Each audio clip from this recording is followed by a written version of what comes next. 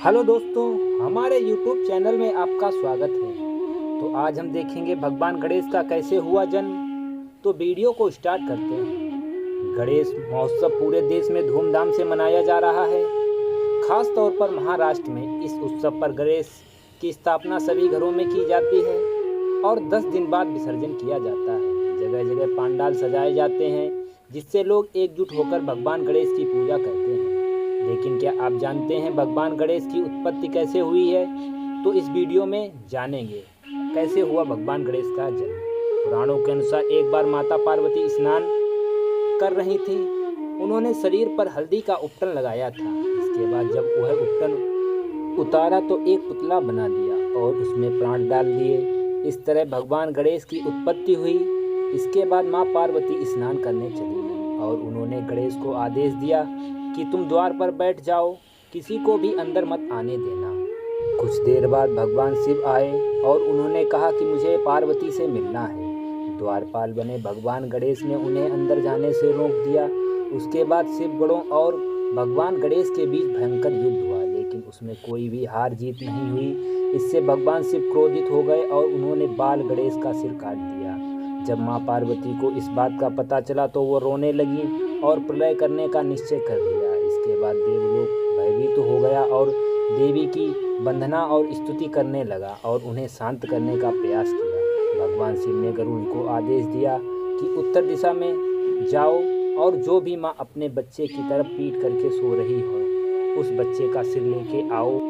गरुड़ भगवान उसे ढूंढने के लिए निकल पड़े। गरुड़ जी काफ़ी देर बाद तक ऐसा कोई नहीं मिला। अंततः एक हथनी नजर आई।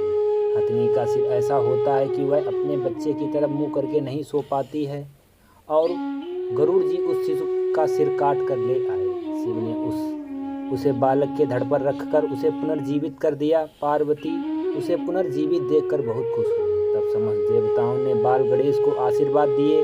भगवान शिव ने उन्हें आशीर्वाद दिया कि किसी भी मांगलिक कार्य की शुरुआत अगर गणेश पूजा से नहीं होगी तो वह सफल नहीं हो पाएगा।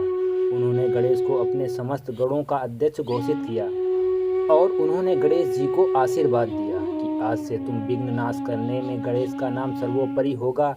इसलिए भगवान गणेश को विघ्नहर्ता भी कहा जाता है। भगवान गणेश की कुछ रोचक कथाओं के बारे में जानेंगे। श्री गणेश भगवान हर प्रतिमा में भगवान अपने वाहन मूषक पर सवार या मूषक के साथ ही होते हैं। मूषक राज के बिना उनकी प्रतिमा कुछ अधूरी सी लगती है, मगर गणेश जी का वाहन एक मूषक ही क्यों बना, आइए जानते हैं इस वीडियो में। पौराणिक कथाओं के अनुसार इंद्र देवता के दरबार में एक क्रोच नामक गंधर्व था जो दरबार के दौरान हंसी ठिठोली में व्यस्त रहता था, जिससे दरबार भंग हो रहा था। इस दौरान क्रोच ने मुनि वामदेव के ऊपर पैर रख दिया। इस घटना से वामदेव क्रोधित हो गए और उन्होंने क्रोच को श्राप दे दिया और उस श्राप की वजह से वह चूहा बन गया।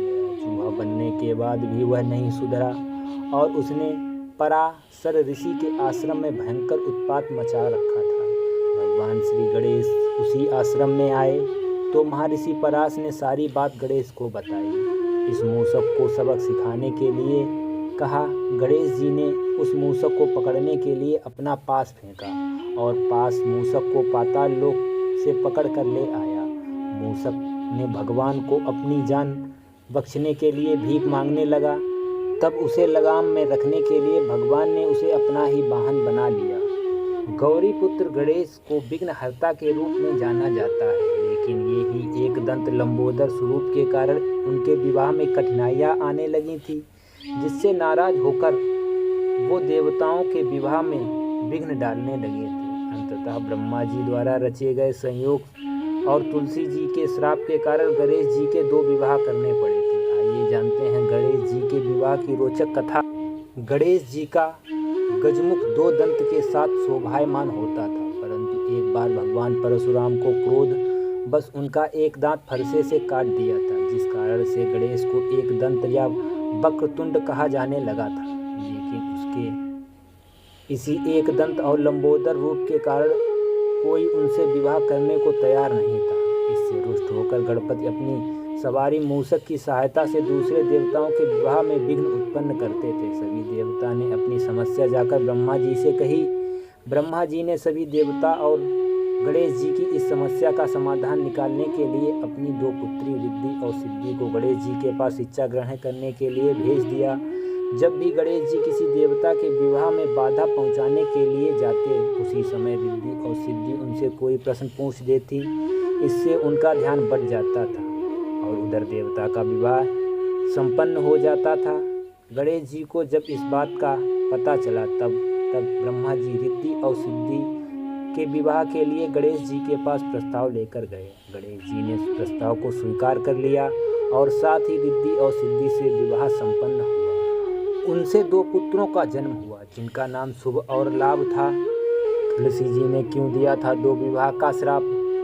पुराणों में वर्णन मिलता है, एक बार तुलसी जी ने गणेश जी से विवाह का प्रस्ताव रखा था, लेकिन तपस्या में लीन होने के कारण गणेश जी ने उनके प्रस्ताव को ठुकरा दिया, जिससे नाराज होकर तुलसी जी ने गणेश जी को श्राप दिया और कहा, तुम्हारे 2 विवाह होंगे। बाद में वही सिद्ध हुआ और जिससे उनका विवाह रिद्धि और सिद्धि से हुआ। अगर आपको वीडियो अच्छा लगे तो वीडियो को लाइक करें, सब्सक्राइब करें और दोस्तों के साथ शेयर करें। थैंक यू, धन्यवाद।